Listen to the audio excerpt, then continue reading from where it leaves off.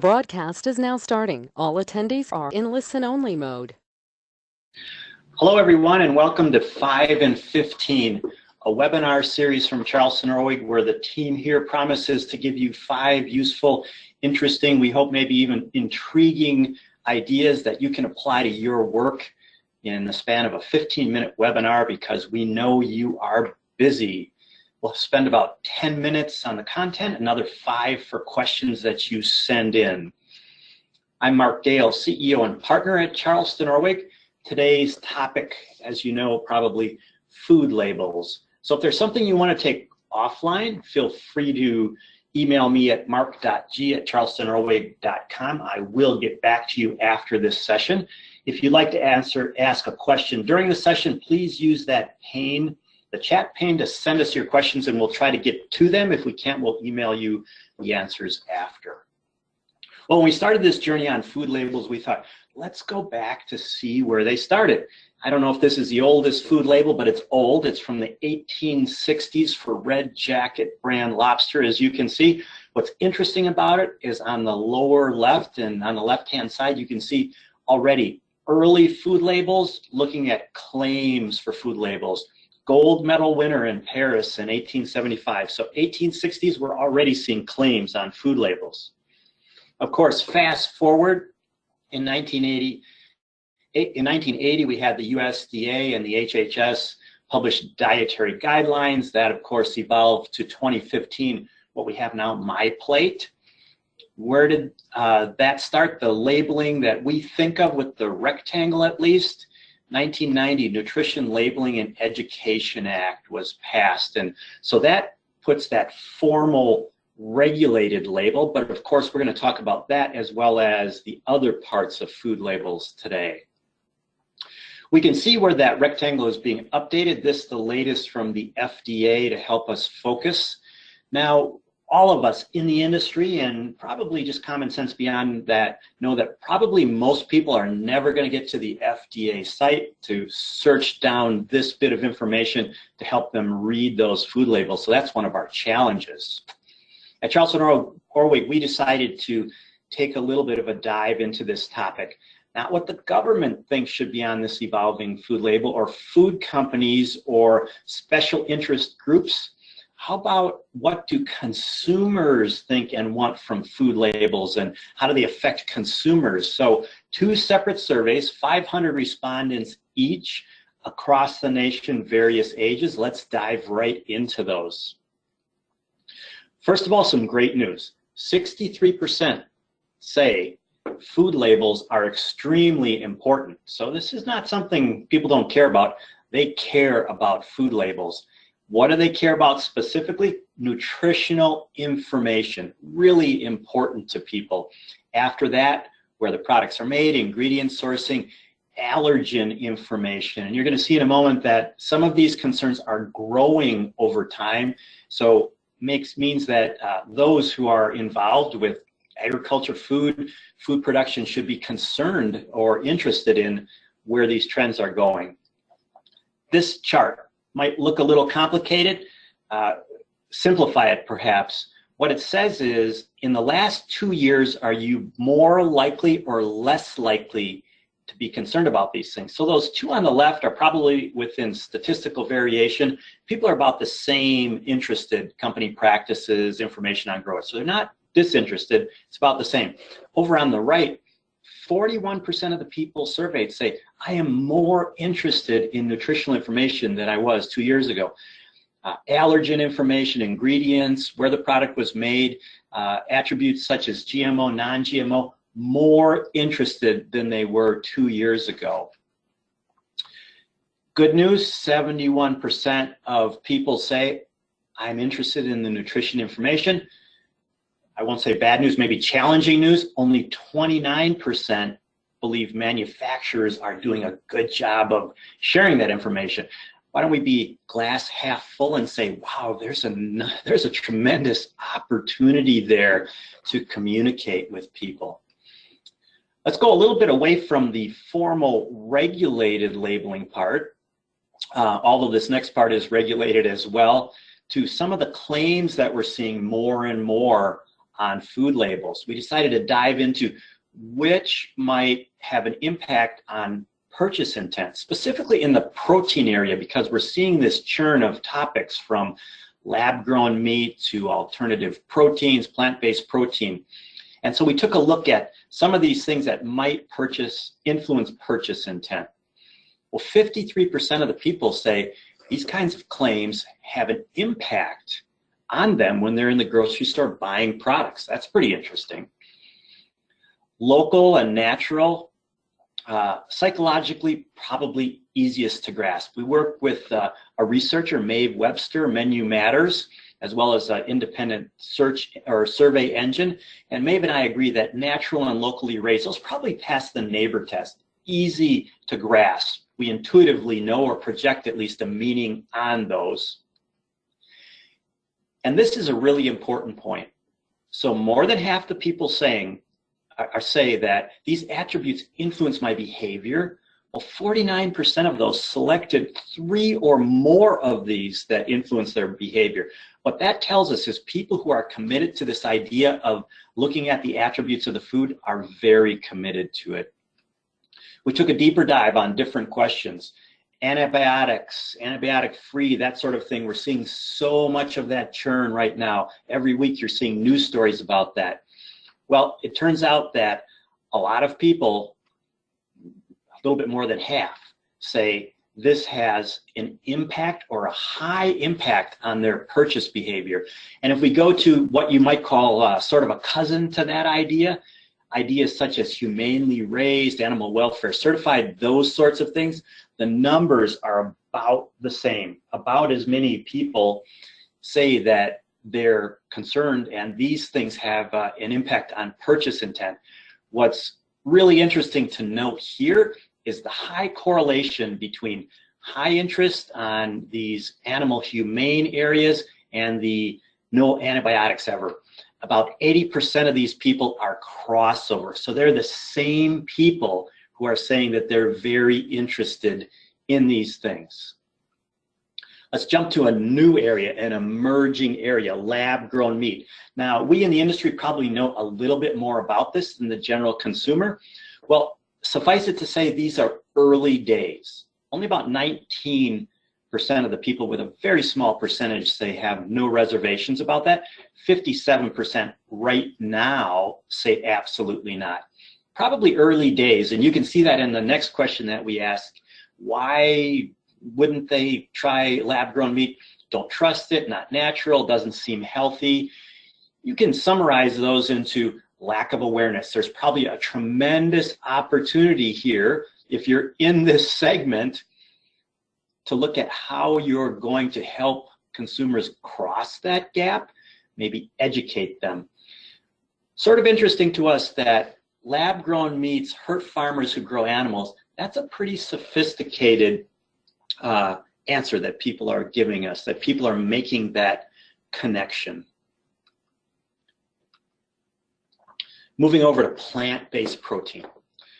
When companies like White Castle and TGI Friday have the Impossible Burger, that tells you that this is an emerging fad, to say the very least. When we took a look at that, there's a much higher percentage who are interested in trying this. 48% versus 19% for lab-grown meat. About half, though, a little bit more than half, also put the thumbs down. What's interesting here is that the younger population, where we see 8.3% on the left, 20% of younger people say definitely yes, and that's brought down by the older population who are not saying yes. We have some substantiation to that, if you will. A separate survey we're not really going to get into today. 218 to 24 either college or technical post-high school students, 18 to 24, how likely would you be to try plant-based? They give it a 6 out of 10. So supporting that point that the younger audience very interested in this alternative. So what do we take away from this? The webinar series is 5 and 15, so here are 5 we can take away. Number 1, nutrition remains most important thing on labels. Very important to people. consumers say they make purchase decisions based on label claims, and those interested in label claims are committed to the idea. So that's a motivated, educated consumer. There's high interest in plant-based protein. We also know that this is a global trend. Rachel Cheatham at Foodscape is publishing an interesting thing right now that's showing that's a global trend. And so what do we take away from this? Food labels, here at Charleston, Orwig, we take away the fact that food labels provide a powerful one-to-one sales opportunity, whether that consumer is holding that product or in the store or looking at it or looking at that product online. The food label is your last best opportunity to focus on and communicate with the consumer. So care about the consumer, because you have a tremendous opportunity to communicate in an area where they're telling you they are interested in what you have to say. And with that, let's take a couple of your questions. Will the slides be available? Yes, Alice, they will. Ping us at that mark.g@charlestonorwig.com. We can share those, and anybody, if you'd like us, we can share the questions. We have some others as well. So another question here. Did you find any information indicating consumers will pay more for plant-based protein? We did not look specifically at that. I can tell you I sought out the Impossible Burger at a high-end burger bar in Austin, Texas, and it costs as much as the best beef burger. Do you think age or sex of consumers impacted the results of which claims were effective? This survey skewed a little bit heavier, and yes, women skewed a little bit heavier on being influenced by that information. This is not sexist, it's a fact that more women do shopping in America, and so women said yes, they were influenced more by this. So, you know, a factor for marketers to consider. How do I know what claims I am legally able to put on my products? Well, you know, the rectangle is the rectangle, but the other parts, food claims, are regulated. You cannot just put anything on that. You need to seek out an attorney who can help you.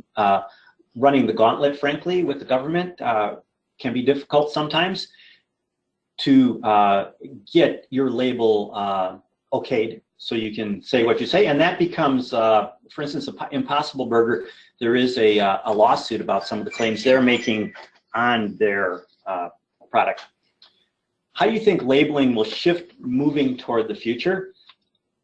It needs to be, I don't know how it will shift, it needs to become a better and better communication vehicle with the consumer. One that just came in the last moment. What about labels that imply care when no greater care is being offered in a non-GMO label for a food never GMO to begin with? I think what this person is saying is, you know, that's a controversial area.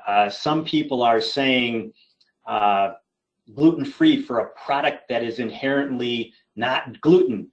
My feeling on that is marketers should be careful about short-term gain, because you can confuse consumers overall. So I think that food companies really need to be careful about claims which confuse the consumer. Nobody is winning in the long run about that. How far away are we realistically from having lab-grown meat readily available? Well, there's an Israeli company, can't think of the name of it at the moment, that says they're going to have it at about $3 to $4 a pound within a couple of years. A couple of years ago, it was $330,000 a pound. Research says, and companies claim, it's down to about $19,000 a pound right now. One of the reasons for that is because that lab-grown meat needs to be grown partly in serum derived from animals, from the blood of animals, and it's expensive and hard to do. So that is not yet economically viable, but it probably will be. Do you think front of pack labels matter more or less than back of pack labels, the nutrition facts? Rachel, I think we are getting into a realm where front of pack can be more powerful. I think I'm an educated consumer. You know, I'm around athletes, and I can tell you, people are confused by that rectangle. There is opportunity to have the front of those labels be very powerful to communicate with consumers. One more here. Is there any research on whether plant-based protein is going to be a trend or fad, eventually fall out of style? The research I see globally, and I mentioned this Foodscape study by Rachel Cheatham, indicates that it's a global thing. Our client, CoBank, did some research that showed actually and projected protein consumption globally for the next 10 years minimum, probably 20, is going to increase. Meat overall is going to increase. Plant-based protein is going to increase. So all those who have slices of that pie, the pie is getting bigger. We're getting over time here, so I'll just wrap up with one more question. And if you want, email me at mark.gale. I'll share the answers to all the questions with you. The regions of the U.S. have different attitudes towards lab-grown meat. If so, how are they different? As a matter of fact, they do have a difference. In the Midwest, people were a little bit more accepting. In the Northeast, people were the least accepting in our research. That would be one where you could take a deep dive on that. I don't know what's going to happen with lab-grown meat. It certainly is interesting, but this whole space is really interesting for how it's evolving. With that, I want to be respectful of the time because we want to keep 5 and 15 to 5 and 15. Before you go, please mark down July 24th, product naming in the digital age. Yes, it is more difficult, partly because everything is inherently international, but there are ways that you can be successful with food and other products, agricultural products in the digital age. July 24th, 12:10 Central Daylight Time. We'll share 5 core ideas on that. Until then, I'm Mark Gale, CEO and partner at Charleston Orwig. Thanks so much for joining us on 515. It's interesting and a lot of fun for us. I hope it is for you as well. Anything comes up, mark.g@charlestonorwig.com. Thanks so much. Goodbye, everybody.